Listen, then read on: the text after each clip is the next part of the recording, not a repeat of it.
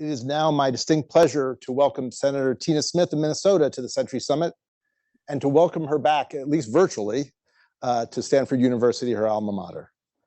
In just under 5 years in the Senate, Senator Smith has earned a reputation as being an effective advocate for those who often lack the ability to advocate for themselves. Her signature achievements include expanded mental health services for millions of Americans, helping to return wrongfully seized land to the Leech Lake Reservation, expanding healthcare and support services to rural Americans, and as the only senator who previously worked at Planned Parenthood, standing up for the reproductive rights of women everywhere. All that's extraordinarily important, but it's actually not why we invited Senator Smith here today. We invited her because she's also been a tireless advocate for older Americans. During the pandemic, she's led an effort to direct more resources to combat elder isolation, which is the first thing we'll talk about. As chair of the Subcommittee on Housing, Transportation, and Community Development, she directed vast, though temporary, resources in the American Rescue Plan and the CARES Act to address the challenges of affordable housing in this country, including senior housing. We're grateful to you, Senator Smith, for coming to talk with us, and welcome back virtually to Stanford. Well, thank you so much, Ken. And I am feeling a little jealous that I'm not there in person, but I've been really looking forward to this conversation. And I have to say, I just was delighted to hear the conversation right before this. I heard a part of it with Dr. Wallinger. So already it's been wonderful to be a part of this. Well, let's pick up actually on some of the things that Bob and Laura talked about.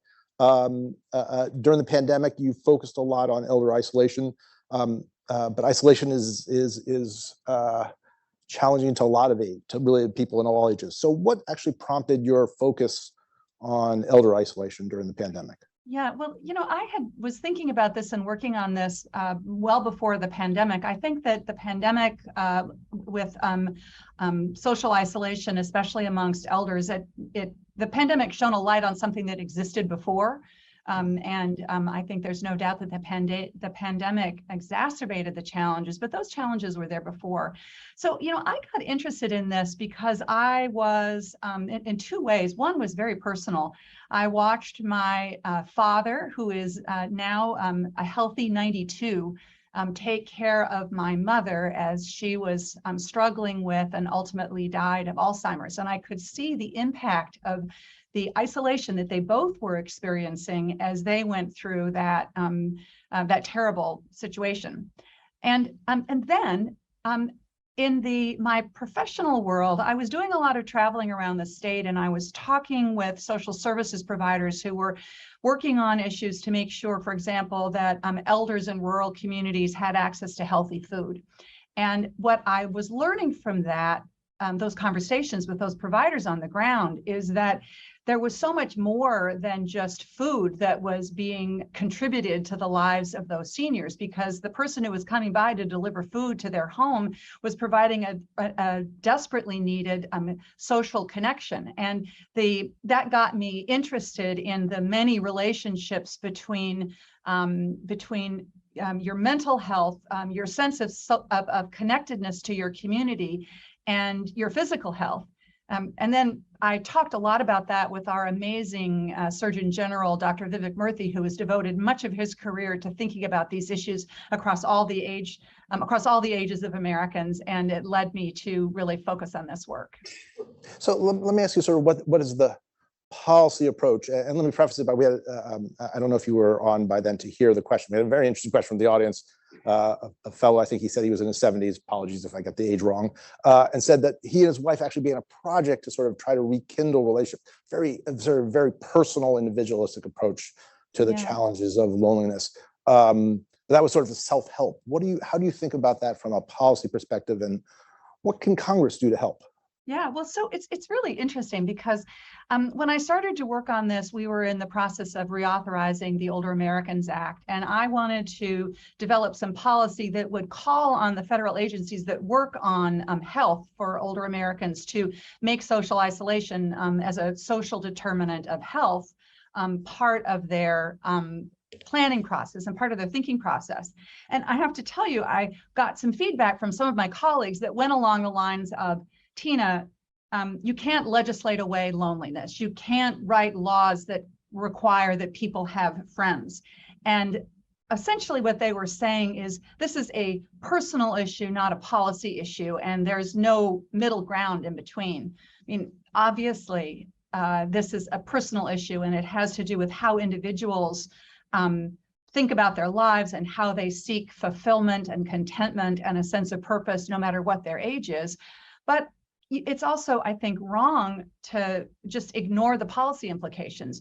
The reality, I think, is that we need to take a public health approach to social isolation and loneliness. And if you do take that kind of population-based approach, you can start to get at the things that you need to do. So here's just like one example. If you think about the benefits of a community-based Meals on Wheels program to provide social connection with elders that are unable to get out and about, and you start to look at the implications of that social connection for declining, lowering healthcare costs, broadly speaking, you can start to appreciate the public health value of thinking about social connection, not only for the moral reason that everybody should have the opportunity to live a fulfilled and contented life with a sense of purpose, but also the policy objective that if you address social connection, you also are going to do a lot to lower the dramatically surging healthcare costs, especially amongst seniors and elders who are dealing with chronic health conditions. So we talked a little bit about what you did during the pandemic. What's next on your agenda to think about elder isolation? Or actually, I mean, let's broaden it, isolation for anyone, because those things have long tail effects, right? So what happens if you're lonely and isolated as a youngster will affect your long-term health as well.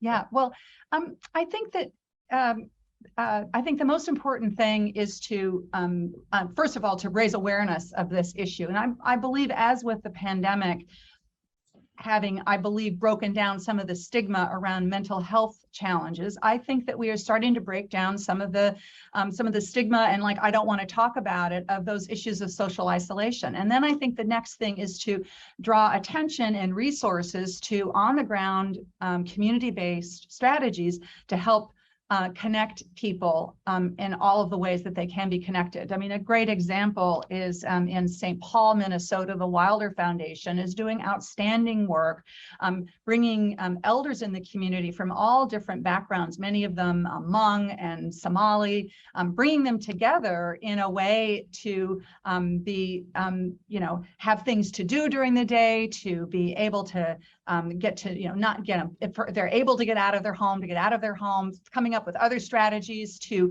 have families of volunteers go out and visit people in their homes, all of which helps to address some of these issues of loneliness. As I said, this is both a policy issue and, of course, a personal issue.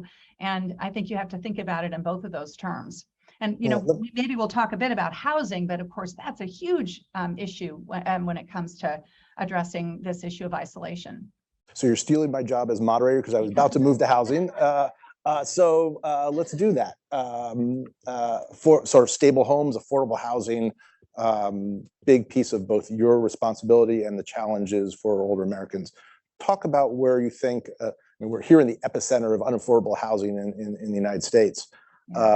Talk about, if you would, sort of the challenges of affordable housing and the investments that need to be made, first generally, and then we can talk about senior housing. Yeah, well, I start with the core value that everybody deserves to have a safe, affordable, decent place to live, that is essential to their health, to their education, to their jobs. It's essential to their well-being. And we are seeing across the board in the United States a massive shortage of the supply of housing. We have a supply problem in our country when it comes to housing, and particularly a supply problem for affordable and workforce housing across the board. And I haven't lived in the Bay Area for many, many years, but I think I'm very empathetic with the challenges that you have in the Bay Area, where there is just such a radical challenge, even for middle class and upper middle class people, to find a place to live. It becomes really an issue of equity, right? It is just fundamentally unfair. And the kind of the massive concentrations of income and wealth have made it so much worse. So we were able, as I think you said in our introduction, we were able to address in the immediate term some of the issues that we had during the pandemic to keep people in their homes, whether it was a home or whether it was a rental with rental assistance and mortgage assistance. But as you said, those strategies are expiring. Those dollars have been used up. So now we really are faced with needing to confront the actual problem. And it's not easy, but I think we know what to do. I think we actually have some solutions, and those solutions are going to benefit elders who want to stay in their home, as well as I think we need solutions that will create ways for people to live in all of the many, many different ways that they want to live, which is not necessarily to live all by themselves if their life mate has died and their family is far away. So let's talk about some solutions and the difficulty of architecting them in a politicized, heavily politicized environment. I mean, even since 2 weeks ago, the Democrats Senate went to 51 to whatever it is now, 50 and a half, let's call it. And you have a divided with the House. First of all, what is sort of your agenda to, at least I'm not gonna say solve, but address the housing gaps in this country? What are the realistic opportunities for getting anything done in the next couple of years? Yeah, well, first of all, I think that there is sort of this fake discussion that happens around housing in Congress, which is that this is a private sector problem. The private sector can solve it. And of course, we know that housing, broadly speaking, has long been a big, giant public-private partnership. And the most obvious example of that is the mortgage interest deduction, which we provide to support home ownership, a good thing. And I will also say that there are many examples of bipartisanship when it comes to addressing housing issues. For example, my Republican colleague from South Dakota, Mike Rounds, and I have done a lot of work to partner on addressing some of the challenges around rural housing. The other thing, though, Ken, is that this is it's a federal and a state and a local issue as well. So here's an example of what I mean when I say local. Local zoning requirements are often sort of stuck back in that world that happened after the Second World War, where the vision was a large lot with a house on the lot that was going to be a single family house with 2 bedrooms and a place to park. And that was the preferred way of zoning in local communities. And in fact, it was part of the legacy of redlining in our country, that sort of strategy. And that is not a strategy that works anymore. The world, I mean, it works in some places, but it doesn't work in all places. In Minnesota, we have an incredibly powerful, vibrant immigrant community. These communities have a tradition and culture of multi-generational families living together. And so you need different kinds of houses with room for that kind of, sometimes 3 or even 4 generations able to live all together. Minneapolis has led the way. I'm very proud of the work that the city of Minneapolis has done to reform its zoning requirements so that it is easier to have multi-housing multi-family units built all over the city in a non-exclusionary way, and that is going to make a big difference. San Jose, California, I understand, has done some really interesting and good work thinking about the requirements around parking as a way of reducing the impact of those local zoning requirements on creating the opportunity to build housing. So at the local level, there's a lot that we can do. The federal government can encourage those kinds of local zoning reforms. And the federal government also has a really important role to play with the kinds of tools that we have, especially around tax credits to make the big financing of multifamily housing units actually work for for-profit and nonprofit developers. And we need to do a better job of getting those resources out the door. Yeah, it's a super interesting conversation. Let me just ask you briefly about senior housing specifically. I mean, you talked about how you found common ground with Mike Rounds around rural housing. So that sort of makes sense. There's a natural partnership. Is there also the opportunity for natural partnerships across party lines when it comes to senior housing? Seniors vote, they vote both sides. Is there an opportunity there that you see? Absolutely. I mean, issues of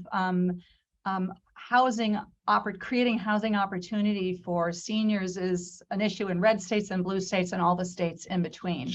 And if you can kind of get beyond the partisan posturing, which is so strong in some sectors of the political debate, immigration, for example, you can get beyond that in housing, and then you can start to find common ground. And I'm of the mind in politics that I'm a progressive, but I also believe that you should never make perfect the enemy of the good. You need to find places where you can find common ground and you can make headway, and look for ways of listening to people that are on the ground doing the work and learning from them about what's gonna work best. Let me ask you one more question, then hopefully we'll have time for another question or two from the audience. Alice Waters is coming on after this.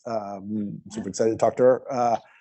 She's going to talk about the importance of healthy eating and healthy nutrition in lifelong health. What is your perspective on that, and what's been the focus of your work on access to healthy foods, especially for underserved communities? Yeah, well, food is health. Food is medicine. Earlier today, we had a subcommittee hearing chaired by my dear friend, Senator Cory Booker, looking at this issue specifically. We know the connection between healthy food and a healthy body and a healthy mind. And what we need to do is to look at our food system and figure out how we can encourage and inspire that kind of healthy food. And too often, our food system is doing the opposite. It is inspiring unhealthy eating. And we see the massive cost of that in chronic ailments that affect Americans, especially elders, and especially Black and Brown communities, Indigenous communities, and poor communities, where they just have less access to healthy food. So I'm sure that Alice will have so many interesting things to say about this. And here in Washington, I'm looking at how we can use the levers that we have and look at the big policies we have. For example, the food assistance, nutrition assistance programs, to make sure that we're focused on expanding access to healthy food rather than pushing people in the opposite direction. And that'll be good for everybody. And it is really, again, I think it is a moral and an ethical issue. Do you have a chance can you stay for one or two questions from the audience? I think I have like maybe 2 minutes. I'm in the midst of a busy Senate day, and I have to go up to our caucus lunch in a couple of minutes. But I'd love to take one question if I could. We'll take one question from the audience. Do you have a question from the online audience that's all teed up? Oh. Yes. Okay. We see a major trend toward older Americans wanting to age in their own homes rather than move into a senior-focused community or assisted living. What policy solutions are needed to address the potential loneliness this trend might cause? Yes, it is such an excellent question, because more and more, I think of my own father, who, as I said, is 92. He is able to still live independently in his own home, and it's extremely important for him and his quality of life. But it also means that he has to find ways of maintaining social connection and cohesiveness, even though he is living by himself. Now, he has lots of tools to do that, but not everybody does. And it's why I really am strongly supportive of strategies, for example, for, how can you connect elders with exercise opportunities or community places that they can go during the day to read or to exercise or to do activities that is really meeting them where they are and coming at what it is that they want to do, exposure to music and so forth. This is very much, I think, needs to be a local effort, but it can be the federal government has an important role to play in helping to fuel those efforts. And those would be the kinds of examples of things. The other thing is that we talked a bit about housing. We need to look at how we think about local zoning so that we make it possible to have independent living attached to another home, so that it's not a pure either or, right? You have, you could be in a small apartment that is attached to a home where maybe your family or where other people live. So it's almost like a communal style of living, even though you still have your own space. We can be creative about this. And I think there are tons of good ideas. We just need to make sure that our policy incentives line up with that kind of new innovation so that we're not blocking it out. We're actually making it easier to accomplish. We're actually having an entire discussion tomorrow afternoon on intergenerational relationships and get into intergenerational housing. So you teed it up perfectly. Senator Smith, thank you so much for taking time from your busy day to talk with us. Well, thank you so much. Thanks to all of you, and thanks to Stanford. And I will just appreciate to look for ways to continuing this conversation in many ways. Appreciate it. Thank you so much.